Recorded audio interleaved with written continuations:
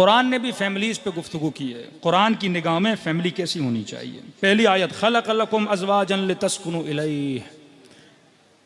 खुदा कहता है मैंने ज़ौज बनाया तुम्हें, मर्द और औरत। किस लिए बनाया? अल्लाह कहता है मैंने ये रिश्ता बनाया सुकून के लिए। ये तस्कुनु फारसी में घर को कहते हैं मस्कन। घर एक ऐसी जगह जहां पर इंसान सुकून ले। अब ये 5 चीजें सुनिए, अगर रिश्ते के अंदर ये 5 चीजें नहीं, रिश्ते का फायदा नहीं। बंदा शादी करे पर सुकून नहीं हो तो शादी का फायदा क्या? शादी लज्जत जिस्मानी लज्जतों के लिए सिर्फ नहीं है। अगर इंसान ने सिर्फ जिस्मानी लज्जत लेनी है 100 जगह से ले सकता है। असल मकसद शादी का क्या था? ताकि सुकून मिले। ऐसी बीवी जो मर्द को सुकून दे, ऐसा शोहर जो अपनी जोजा को सुकून दे। फरमाए हमने अज़वाज को खल्क़ किया ताकि तुम्हें क्या मिले? सुकून मिले। दूसरी फरमाए वजअल बैनकुम मवद्दह, हमने तुम्हारे बीच में क्या रखी? मवद्दत। एक है हुब, एक है वुद। मन मात अला हुब आले मोहम्मद कुल ला अस्अलुकुम अलैहि अजरन इल्ला अल मवद्दत फिल कुर्बा। हुब है एक तरफा, आप किसी से मोहब्बत करते हो वो आपसे नहीं करता, इसे कहते हैं हुब। हो सकता है शोहर बीवी से मोहब्बत करे, बीवी इतनी ना करे। आप औलाद से करें, औलाद ना फरमान हो, आपसे ना करे। आप भाई से करो, भाई आपसे ना करे। आप फला मोमिन से मोहब्बत करो, वो ना करे, इसे कहते हो हुब एक तरफा है। हमें कहा कि आले रसूल से क्या करो? मवद्दत करो। खुदा कहता है घर मस्कन बाइसे सुकून। दूसरा कहते हैं वजअल बैनकुम, हमने तुम्हारे बीच में क्या रखा? मवद्दत रखी। वुद कहते हैं मोहब्बत दो तरफा। वो घर कामयाब है जिसमें दो तरफा मोहब्बत हो। ये नहीं कि आप मोहब्बत करो अगला बंदा आपसे मोहब्बत नहीं। तीसरी चीज वजअल बैनकुम मवद्दतम व रहमह, मवद्दत भी रखी। और खानदान और घर वो होता है जिसके अंदर रहमत हो। 3 वर्ड आ गए, हुब, वुद, रहमत। मतलब एक खानदान के अंदर मोहब्बत हो। मोहब्बत का मतलब आपका छोटा भाई आपका एहतराम नहीं करता, लेकिन आप उससे मोहब्बत करो, छोड़ो नहीं। माँ देख रही है औलाद है नाफरमान है, कोई बात नहीं, माँ मोहब्बत नहीं छोड़ेगी। हाँ, एक मर्तबा खानदान बहुत अच्छा, उसके अंदर मोहब्बत भी होनी चाहिए। अगर देखो माँ मोहब्बत कर रही है तो जवाब किससे जाना चाहिए? मोहब्बत से जाना है। तीसरी चीज है रहमत। रहमत का मतलब ये है, मसलन आप एक रिश्ते में थे, 2 भाई थे, कारोबार साथ करते थे, कमाई इक्वल आती थी, वो अपना हिस्सा लेता था, आप अपना हिस्सा लेते थे, लेकिन अचानक आपके भाई का एक्सीडेंट हो गया, खुदा ना खास्ता अपाहिज हो गया या बीमार हो गया। डॉक्टर ने कहा 6 महीने इसने रेस्ट करनी है। अल्लाह कहता है अब इस फैमिली के अंदर रहमत भी होनी चाहिए। फिर 6 महीना उसे खिलाओ क्योंकि तेरा भाई है। 6 महीना अपनी बहन के बच्चों को पालो क्योंकि वो यतीम हो गए हैं। फैमिली तब बनती है जब उसके अंदर रहमत हो।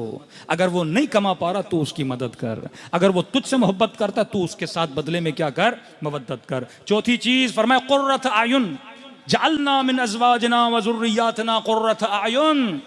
कुर्रत आयुन कहते हैं आंखों की ठंडक। इस महीने में माह मुहर्रम में तकरीबन 2 मुहर्रम को जनाब ज़करिया ने दुआ की, ऐ खुदा मुझे एक बेटा अता कर। उलमा फरमाते हैं माह मुहर्रम में हज़रत ज़करिया की नीयत रख के जो साहिबान औलाद नहीं है वो दुआ करें कि खुदा हमें हुसैन के सदक़े में क्या अता कर? औलाद अता कर। और खुदा ने हज़रत ज़करिया को जनाब यहया अता किया। तो कहा कि ये मेरे लिए क्या है? कुर्रत आयुन है, आँखों की ठंडक। वो ख़ानदान जिसके अंदर औलाद क्या हो? आँखों की ठंडक हो। 5वीं चीज़ फरमाया हुन्ना लिबासुन लकुम व अंतुम लिबासुन लहुन्ना। रिश्ता तब बनता है जब ये एक दूसरे का क्या बने? लिबास बने। शोहर बीवी का लिबास, बीवी शोहर का लिबास।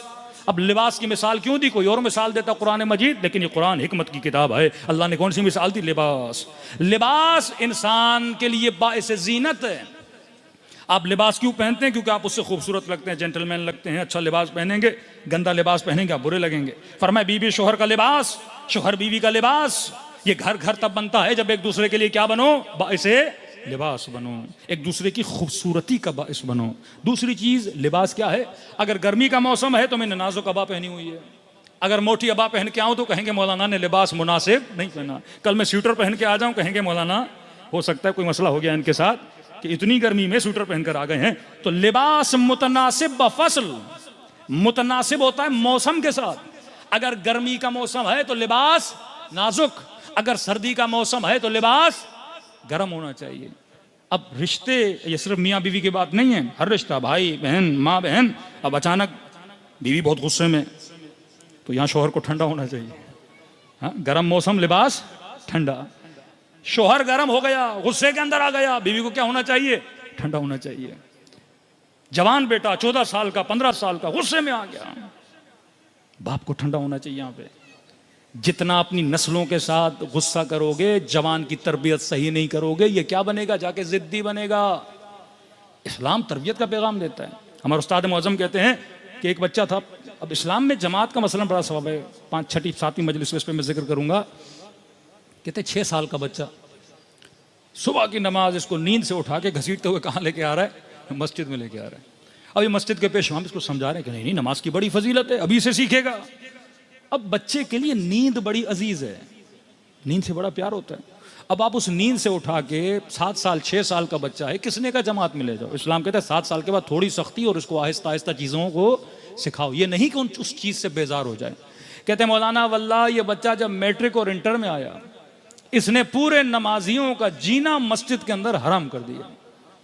क्योंकि बाप इसको बचपने में जबरदस्ती मस्जिद में लाता था, ये नहीं कि उसे सिखाए, मस्जिद की मोहब्बत दिल में पैदा हो। कि हम नमाजी नमाज पढ़ते थे, वो ईरान में कपड़ा रखते हैं जिसमें सजदिगाएं होती हैं, का जैसे हम अल्लाह अकबर की नमाज शुरू करते थे, ये कपड़ा खींचता था, सबकी सजदिगाएं कभी इधर कभी उधर। का ये सख्त दुश्मन बन गया, किसका, मस्जिद का। क्योंकि शऊर नहीं, क्योंकि फिक्र नहीं कि मैंने तरबियत कैसे करनी है। जवान गर्म है, बाप को पता होना चाहिए जवान के अंदर सेल्फ स्टीम, सेल्फ रिस्पेक्ट होती है, इसको लोगों के सामने जलील नहीं कर सकता। डांटना है तो कमरे के अंदर, पता हो कि मैंने किसको किस तरह से तरबियत देना है। तो 5 चीज़ें फरमाया, हुब, रहमत, नूर चश्म और लिबास। लिबास का पता होना चाहिए कि हमने किस तरह पहनना है। फरमाया दूसरा सवाल, लोग कहते हैं कि आखिरत में भी फैमिली होगी या हम आखिरत में अकेले जन्नत में जाएंगे।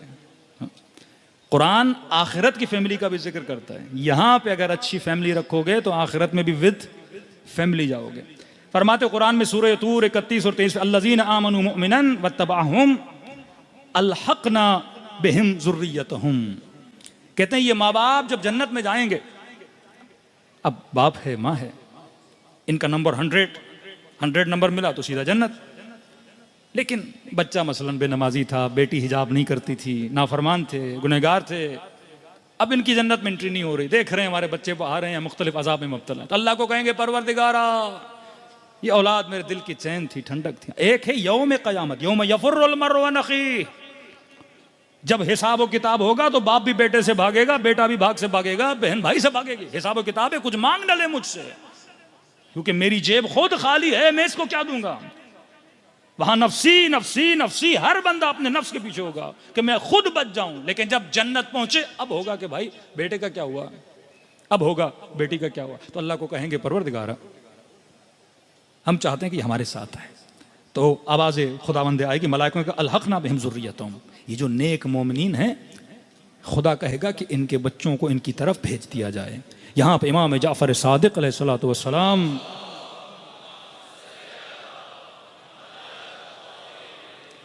इमाम से पूछा गया, मौला ये जो गुनहगार बच्चे हैं कैसे जाएंगे, क्या इन माँ बाप का नंबर कम किया जाएगा, इनकी नेकियां बच्चों को देकर, अगर ये 100 पर हैं 10 नंबर बच्चों को देके फिर इनको लाया जाएगा, यानी इनका मकाम घट जाएगा। इमाम ने फरमाया नहीं, परवरदिगार आलम क्योंकि ये खुद नेक थे, इनकी वजह से उनके बच्चों पर इरफाक करेंगे, कहेंगे तुम्हारी वजह से मैं इनके गुनाह को नज़रअंदाज करता हूँ और तुम्हारे बच्चों को कहाँ पे भेज देता हूँ, जन्नत में भेज देता हूँ। अब जन्नत में इन जन्नतियों का हाल कैसा होगा। फरमाया अक़बल बअज़ुहुम अला बअज़िन यतसाअलून, जिस तरह बाज़ फैमिलीज पार्क में जाते हैं एक दूसरे से बातें करते हैं, का इसी तरह ये एक दूसरे से मिलेंगे, आपस में बातें करेंगे। 2 फैमिलीज कुरान में, पहली फैमिलीज फरमाया क़ू अनफुसकुम व अहलीकुम नारा वक़ूदुहा अन्नास वल हिजारह, ये अच्छे लोग, खुद को जहन्नुम से बचाओ, अपनी नस्लों को जहन्नुम से बचाओ, अपनी नस्लों को बदकारियों से बचाओ, और वो जहन्नुम जिसका वक़ूदुहा अन्नास वल हिजारह, जिस जहन्नुम का ईंधन हम पत्थरों को और लोगों के बदन को बनाएंगे, ये ईंधन होगा, ये पेट्रोल होगा, ये फ्यूल होगा जहन्नुम का।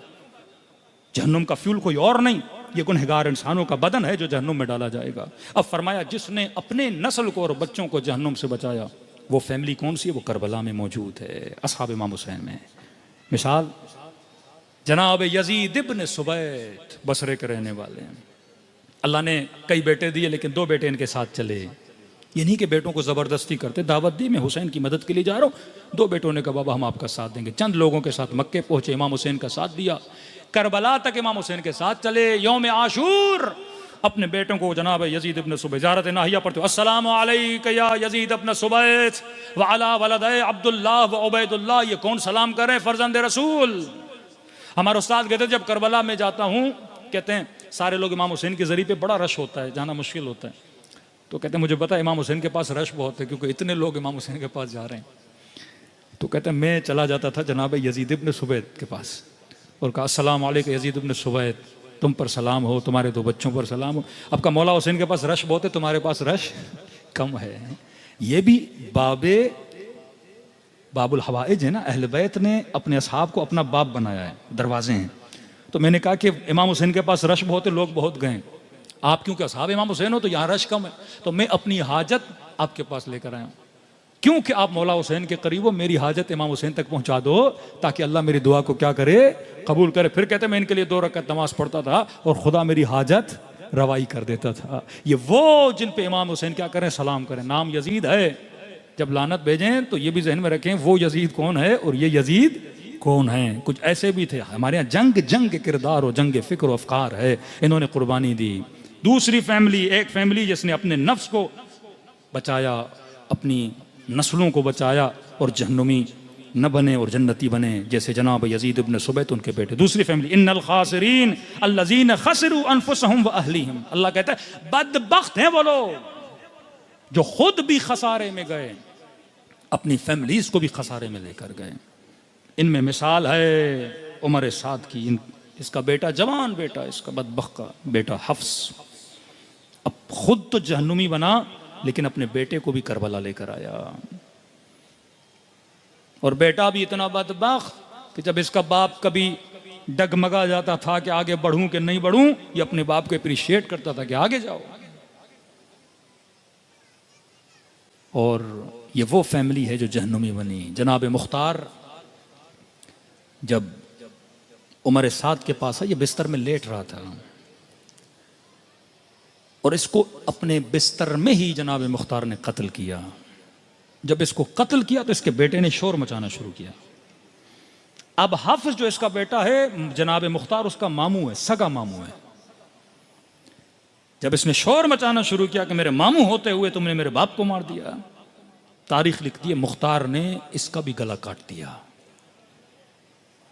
ये शिद्दत अकीदा और विलायत अहले बैत तो देखें। बहन का बेटा है लेकिन कहा नहीं, दुश्मन हुसैन है तो मेरा तुमसे कोई रिश्ता नहीं है। अब एक जगह सर पड़ा है जनाब यजीद इब्न सुबैत का और उसके 2 बेटों का, अब्दुल्ला और उबैदुल्ला।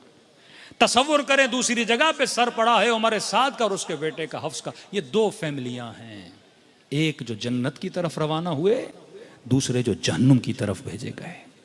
अगर मौला हुसैन की मदद करता आज इन मजलिसों में इस लई पे सलाम भेजे जाते ना, दुनिया याद करती है इसे, लेकिन इसने खुद को क्या बनाया, जहन्नुमी बनाया। करबला ये सिखाती है कि जन्नत का रास्ता क्या है, जहन्नुम का रास्ता क्या है। विदिन 3 years ये मारा गया, 3 साल के अंदर। 3 साल की जिंदगी के लिए इसने हुसैन इब्न अली को छोड़ा। तो मेरे अजीज, करबला आशूरा साजी, करबला फैमिलियों की इस्लाह, करबला समाज की इस्लाह, करबला हिम्मत, करबला शुजाअत का नाम है।